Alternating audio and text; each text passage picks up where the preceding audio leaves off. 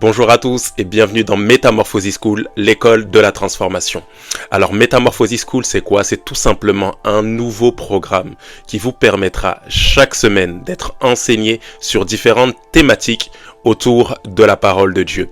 Ce que nous avons appelé des écoles. Donc chaque semaine, vous aurez droit à une école différente. Cette semaine, par exemple, nous allons commencer avec l'école de la grâce. Il y aura l'école du mariage, l'école du prophétique, l'école des dons spirituels, l'école du ministère. Toutes ces écoles-là seront en réalité des séries d'enseignements chaque semaine, durant lesquelles nous prendrons le temps de vous communiquer à la fois des fondamentaux, mais également des enseignements un peu plus approfondis en ce qui concerne certains sujets de la Bible. Bienvenue dans Metamorphosis School. Aujourd'hui, cette semaine, nous allons commencer avec l'école de la grâce. Donc tout au long de cette semaine, nous serons enseignés sur un des aspects, parce qu'il y en a plusieurs, ils sont en grand nombre, un des aspects de la grâce divine ou encore de la grâce de Dieu. Donc durant les 4 prochains jours, donc lundi, mardi, jeudi et vendredi, nous aborderons un sous-thème dans cette grande école de la grâce. Nous allons commencer aujourd'hui tout simplement avec notre premier sous-thème qui s'intitule Grâce contre mérite. Notre texte biblique de référence, c'est 1 Corinthiens chapitre 4, verset 4 jusqu'au verset 7. Je lis dans la version Louis II. La Bible dit ceci: car qui est-ce qui te distingue?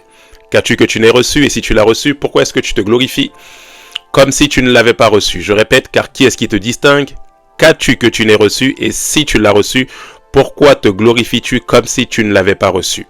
Je relis le même passage dans la version Parole de vie 2017. Vous allez voir que la version Parole de vie est un peu plus approfondie. Allez, pas approfondie, mais je dirais un peu plus explicite. Voilà, avec un langage un peu plus adapté à notre génération, un peu plus contemporain. Et ça nous permettra de comprendre un peu mieux vers quoi est-ce que nous allons nous orienter dans ce sous-thème que nous allons traiter aujourd'hui, grâce contre mérite.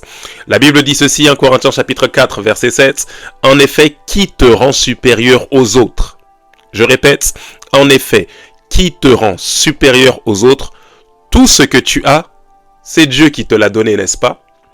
Et si tu l'as reçu, pourquoi te vanter comme si tu ne l'avais pas reçu?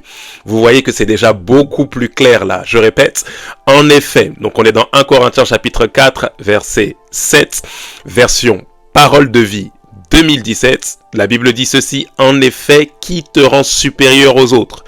Tout ce que tu as, c'est Dieu qui te l'a donné, n'est-ce pas? Et si tu l'as reçu, pourquoi te vanter comme si tu ne l'avais pas reçu? Waouh! Que quelqu'un dise Amen à ce verset. Cette parole est puissante. Et l'un des premiers points que j'aimerais amener à notre appréciation, pour notre exhortation, notre enseignement de ce soir, c'est que le système du monde est contraire à la grâce de Dieu. Le système du monde dans lequel nous vivons est un système qui est contraire à la perspective selon la grâce de Dieu. Vous devez comprendre une chose: depuis que le premier homme, Adam, a péché, transgressé le commandement de Dieu qui était: tu ne mangeras pas le fruit de l'arbre de la connaissance du bien et du mal, la conscience de l'humanité a été entachée par cette idée que nous devons obligatoirement faire pour mériter quelque chose. Rappelez-vous, lorsque Adam a mangé le fruit de l'arbre de la connaissance du bien et du mal, la Bible dit que les yeux de l'un et l'autre s'ouvrirent et ils ont découvert qu'ils étaient nus. Mais la Bible fait une déclaration un peu frappante bien avant que l'homme et la femme mangent le fruit. La Bible dit qu'au moment où Dieu a créé l'homme et la femme, les deux étaient nus et ils n'en avaient pas honte. En d'autres termes, ce n'est pas au moment où ils ont mangé le fruit qu'ils savaient qu'ils étaient nus. Puisque la Bible dit que lorsqu'ils ont été créés, ils étaient nus, ils se regardaient, ils se voyaient nus, mais ils n'en avaient pas honte. Pourquoi ils n'en avaient pas honte? Parce qu'ils étaient tout simplement recouverts de la gloire de Dieu. Je ferme la parenthèse, on reviendra sur ce sujet beaucoup plus tard, dans une autre série d'enseignements, si Dieu le permet.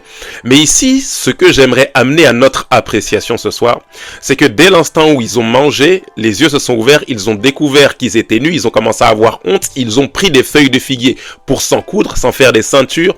Et la Bible dit que À l'instant où Adam a entendu la voix de l'Éternel qui parcourait dans le jardin, il a eu le premier réflexe de se cacher. Comme si dans sa conscience, après avoir mangé le fruit de l'arbre de la connaissance du bien et du mal, Adam a pensé qu'il ne méritait pas d'être en présence de Dieu. Comme si la transgression est venue entacher sa conscience, lui faisant croire que pour pouvoir être proche de Dieu, il faut le mériter. Cette idée du mérite est une conséquence directe de la transgression d'Adam, est une conséquence directe de la nature du péché qui est venu se coller à l'homme après avoir mangé le fruit de l'arbre de la connaissance du bien et du mal. Et vous allez voir que depuis le bas âge jusqu'à l'âge adulte, on nous apprend à faire des choses pour pouvoir mériter des choses. Oh, je vous assure, ça commence depuis le bas âge. La preuve en est, quand vous êtes à la maternelle, vous êtes récompensé, vous avez des bons points. Je sais pas pour les générations d'aujourd'hui, c'est comment, mais lorsque nous étions à la maternelle ou à l'école primaire, chaque fois qu'on donnait une bonne réponse, on nous remettait un bon point. Et chaque fois qu'on ne trouvait pas la réponse, on n'avait rien, bien évidemment. On poursuit, on arrive. Au collège, c'est exactement pareil. Quand nous avons des bons résultats, à côté, associé à un bon comportement, nous avons des encouragements, nous avons des tableaux d'honneur, nous avons des félicitations. Et lorsque nous n'avons pas le comportement adéquat, ou lorsque nous n'avons pas le comportement qu'il faut, lorsque nous n'avons pas les notes qu'il faut, nous sommes soit blâmés avec des avertissements de conduite, avec des avertissements de travail, toutes ces choses-là. Nous quittons le collège, nous quittons le lycée, nous arrivons dans les études supérieures, c'est exactement pareil. Nous faisons des grandes études et après avoir fait ces grandes études-là, nous sommes convaincus que parce que nous avons les qualifications, logiquement, nous méritons d'avoir un bon travail. Nous méritons d'avoir un bon poste. Et dès lors où nous n'avons pas ce pourquoi nous avons tant travaillé, automatiquement nous sommes offusqués, automatiquement nous sommes indignés. Parce que le système de pensée du mérite est ancré dans les cœurs des hommes. Et ce système de pensée du mérite empêche les hommes de pouvoir s'approprier, tout simplement, la grâce de Dieu. Parce que la grâce de Dieu n'est pas quelque chose de méritoire. C'est la raison pour laquelle la conception même de l'évangile paraît être une folie pour les hommes. C'est une folie de croire qu'un Dieu aussi puissant que le Créateur puisse nous aimer au point de nous donner le privilège de sa présence sans que nous n'ayons besoin de payer quoi que ce soit. Bien pire encore, c'est lui-même qui paye le prix, pas pour lui, mais pour nous donner accès à sa présence. C'est une folie. Pourquoi c'est une folie? Parce que selon les hommes, l'amour se mérite.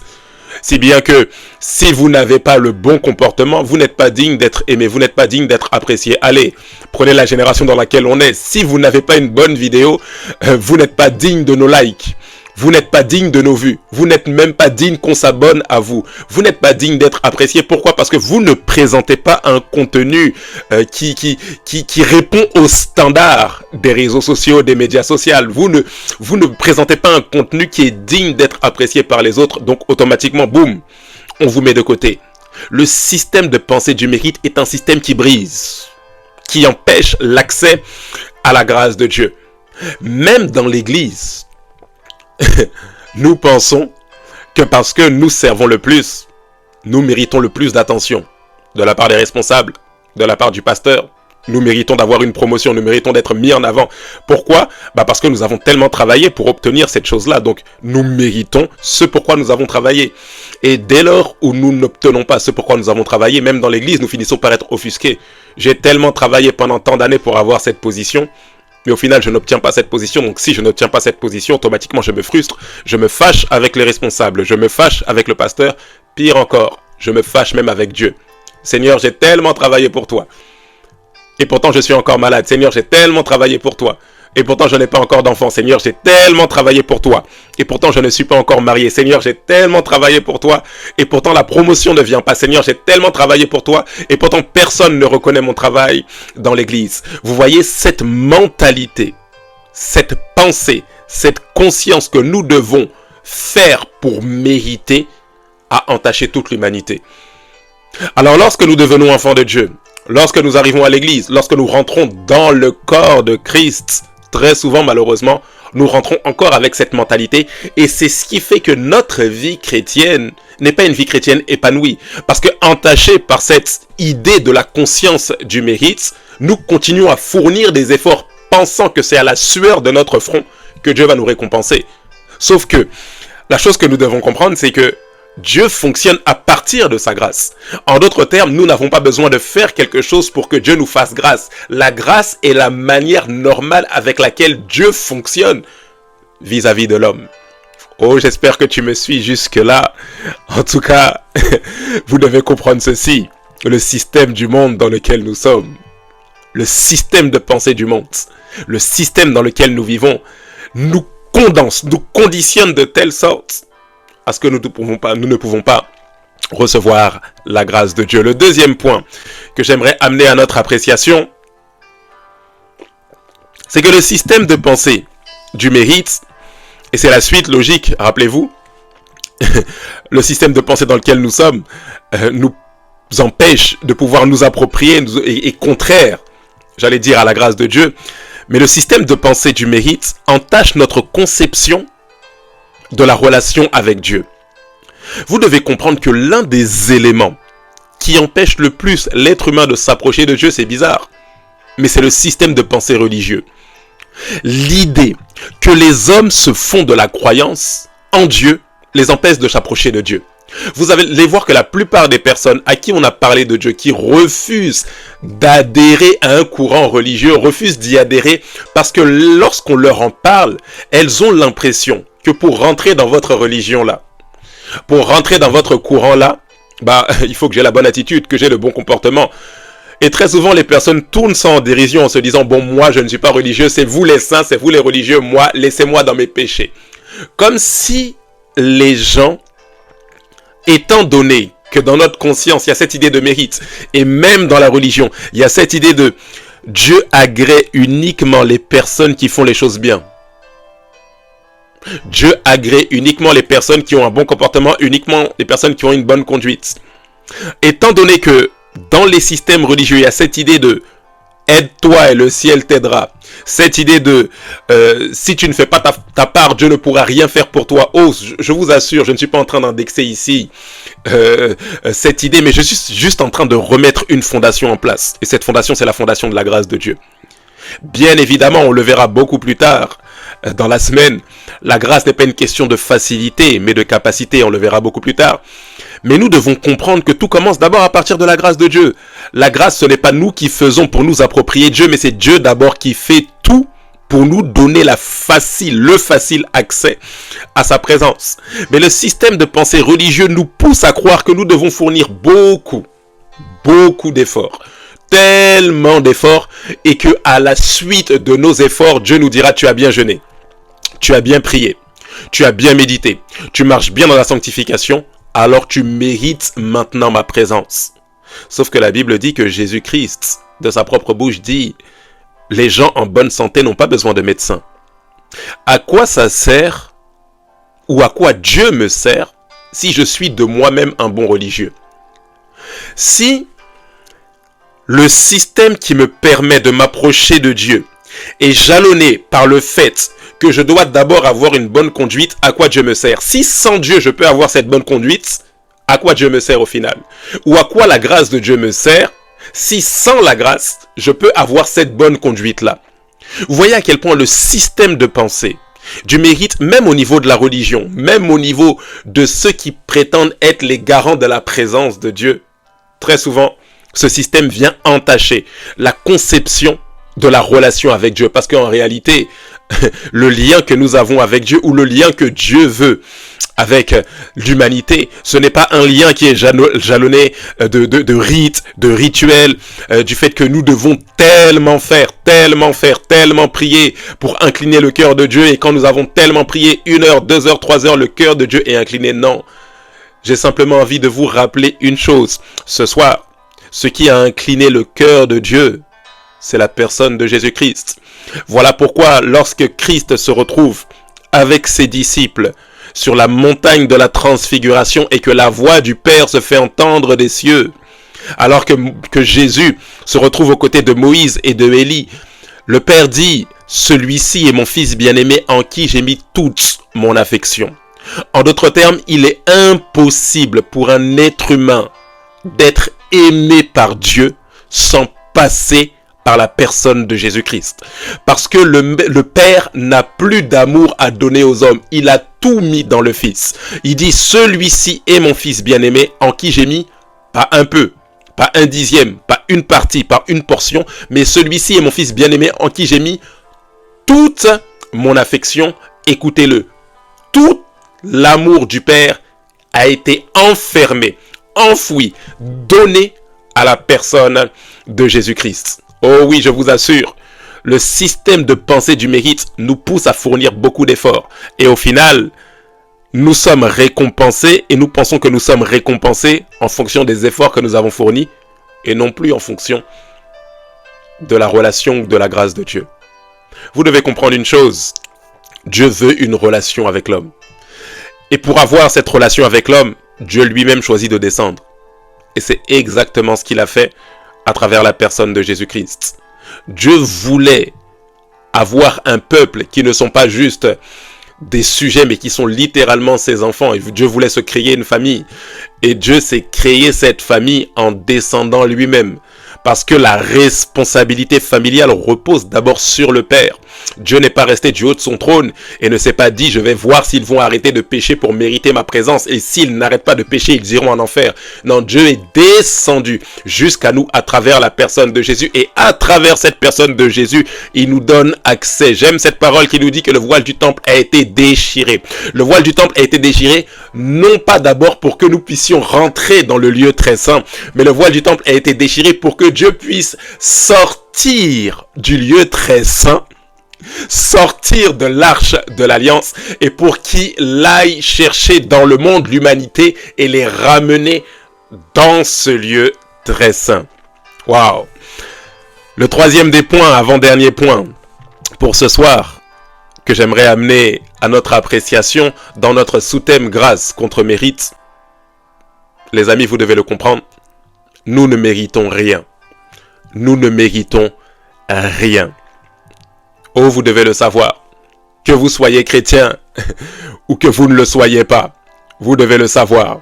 Que vous soyez athée, musulman, catholique, pentecôtiste, évangélique, que vous soyez scientologue, que vous soyez médium, futurologue, tout ce que vous voulez, vous ne méritez rien.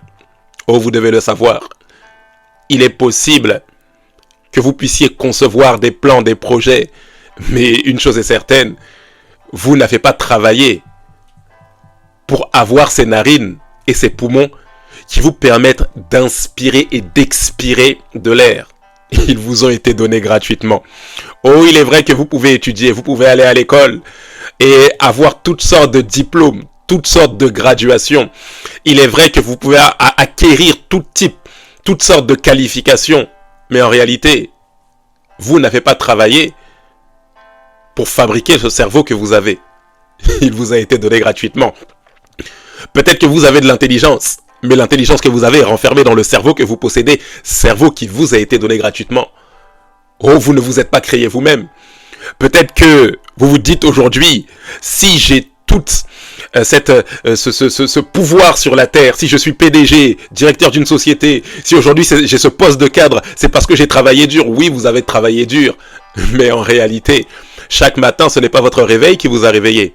Pour la simple et bonne raison que beaucoup de personnes mettent leur réveil, mais ne se réveillent pas tout de même.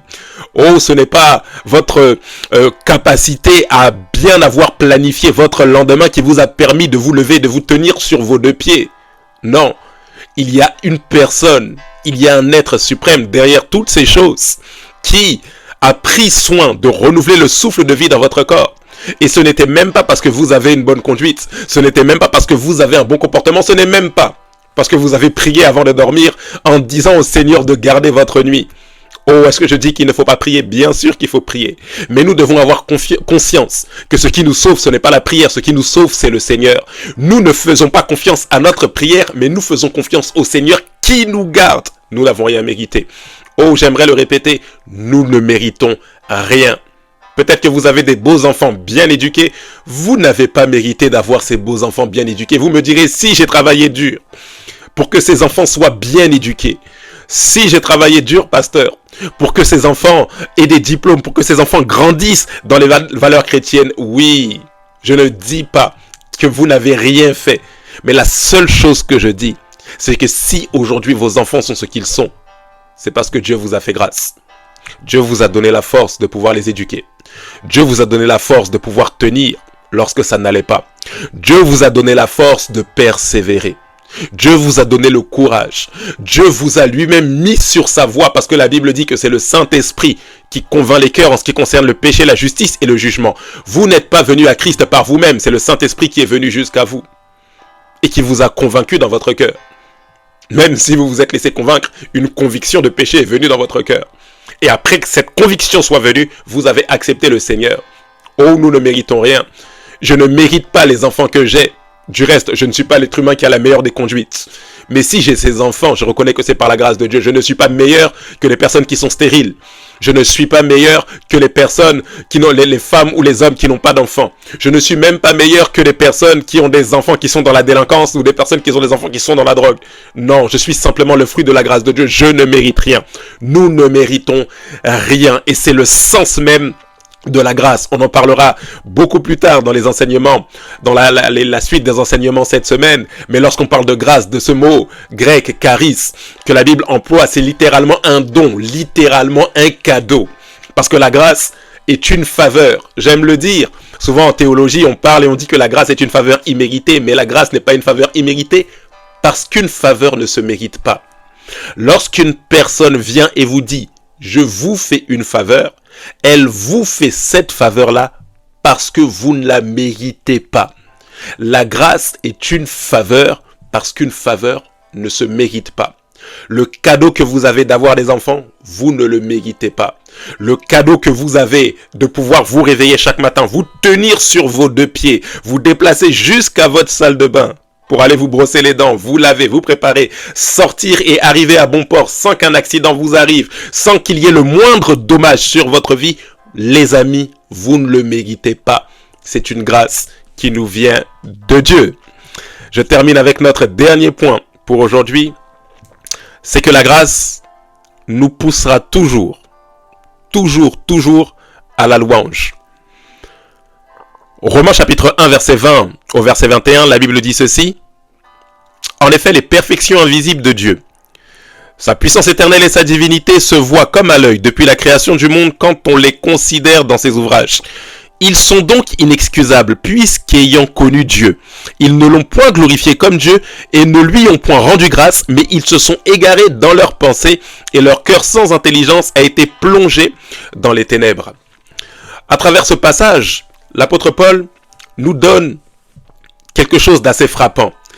Il dit ceci, il dit « Les perfections invisibles de Dieu, sa puissance éternelle et sa divinité se voient comme à l'œil, depuis la création du monde, quand on les considère dans ses ouvrages. » Il dit « Les perfections invisibles de Dieu, depuis la création, se voient comme à l'œil. » En d'autres termes, il est impossible pour un être humain, quel qu'il soit, qu'il ait la foi ou qu'il n'ait pas la foi, de constater toute la création sans pour autant reconnaître qu'il y a un architecte qui est derrière tout cet ordre de la création. Il est impossible de constater tout l'univers entier dans sa globalité. Il est impossible de constater que la Terre tourne sur elle-même chaque jour, chaque heure, sans pour autant rentrer en collision avec d'autres planètes. Il est impossible de constater que le soleil se lève, se couche chaque jour. Il est impossible de constater que l'être humain mange des aliments et les aliments vont dans toutes ses cellules, toutes les fibres de son être pour comme le revigorer, lui donner de la force. Sans que les cellules ne parlent d'elles-mêmes. Il est impossible que les cellules fonctionnent de cette manière-là et que nous puissions le constater, que le cerveau fonctionne de cette manière-là et que nous pouvons nous en apercevoir sans pour autant considérer qu'il y a un Dieu, qu'il y a un créateur qui est derrière. Voilà pourquoi il dit ils sont inexcusables puisqu'ayant connu Dieu.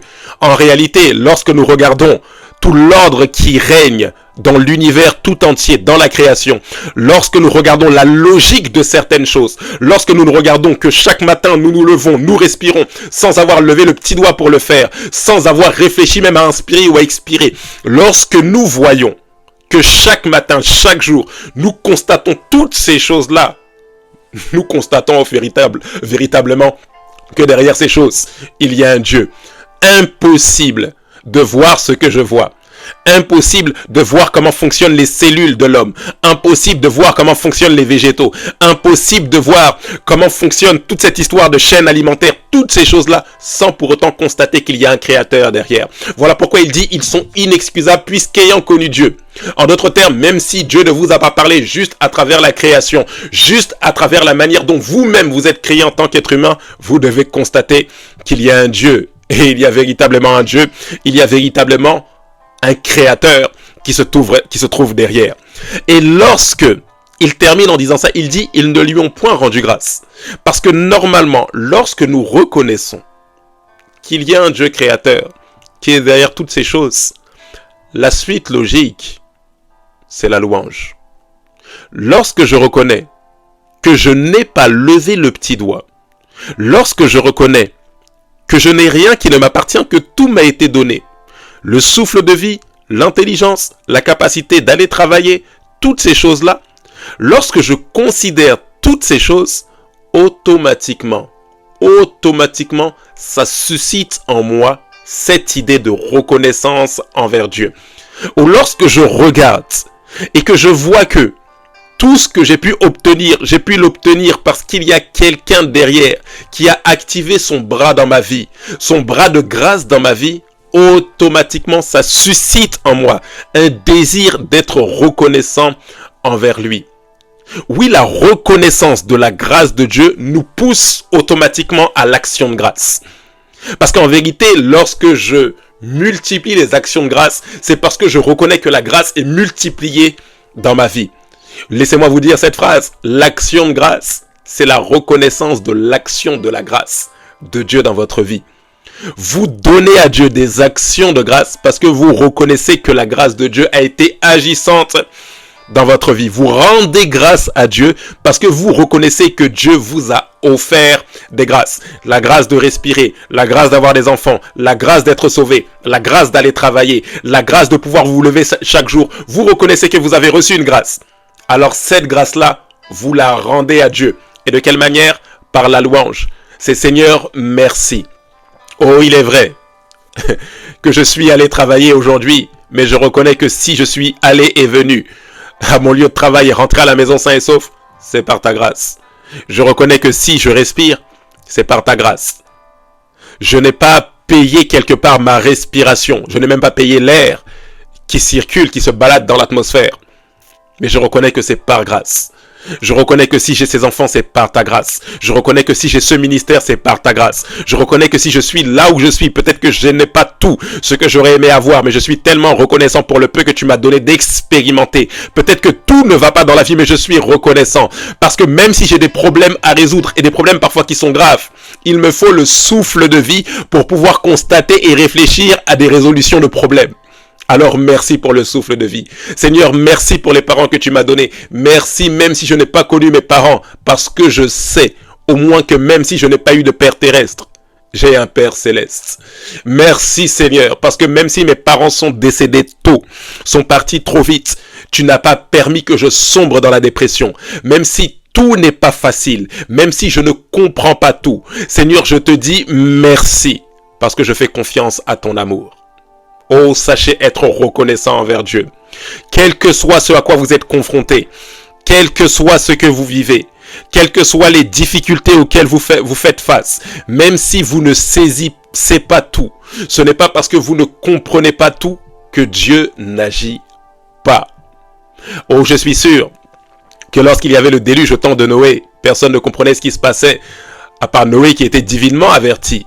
Mais la plupart des êtres humains devaient se demander qu'est-ce qui se passe. Mais la Bible dit que Dieu était assis sur son trône. Oh, ayez une totale confiance en l'amour de Dieu. Et même si vous ne lui comprenez pas tout, rendez-lui grâce. Seigneur, merci pour les choses que je comprends. Merci même pour les choses que je ne comprends pas. Merci pour les portes que tu as ouvertes. Merci même pour les portes que tu as fermées. Merci pour les relations qui ont commencé. Merci même pour les relations qui ont pris fin. Je suis convaincu que derrière chaque événement de ma vie, et cette parole est certaine parce que tu as dit que toute chose concourt au bien de ceux qui aiment Dieu, je suis convaincu que derrière chaque événement de ma vie se cache un enseignement qui vient de toi, se cache un conseil, une parole de sagesse qui me réorientera pour l'avenir. Alors rien que pour ça, je te dis merci. Vous savez quoi? On ne va pas attendre la fin de cet enseignement, on va le faire tout de suite. Et de là où tu es, dis simplement merci au Seigneur. Je ne prierai pas à ta place, mais prends ces quelques minutes pour simplement manifester ta reconnaissance envers ton Dieu. Seigneur, nous bénissons ton nom et nous te disons merci. Merci pour la grâce que tu nous accordes de vivre, le souffle de vie que tu renouvelles dans notre corps chaque jour. Merci. Reçois toute la louange, reçois toute l'adoration. Oui, Seigneur, ce soir, je veux bénir ton nom et je veux te dire merci. Merci pour le salut que nous avons en Jésus-Christ.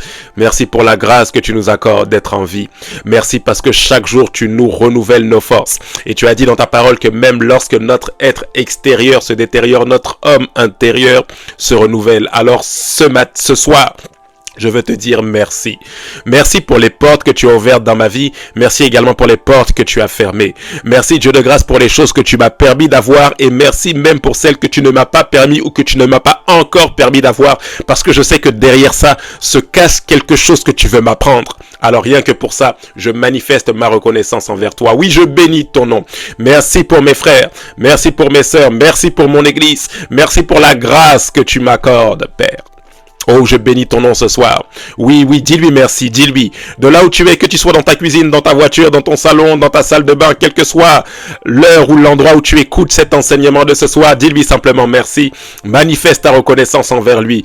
Oh Père, je veux bénir ton nom. Oh Seigneur, je veux te rendre toute la gloire. Tu es digne de toute notre reconnaissance. Oh, peut-être que j'ai perdu un proche. Mais Seigneur, je veux te rendre grâce parce que je sais que si ce proche t'a reçu comme sauveur et Seigneur, il est beaucoup mieux là où il est.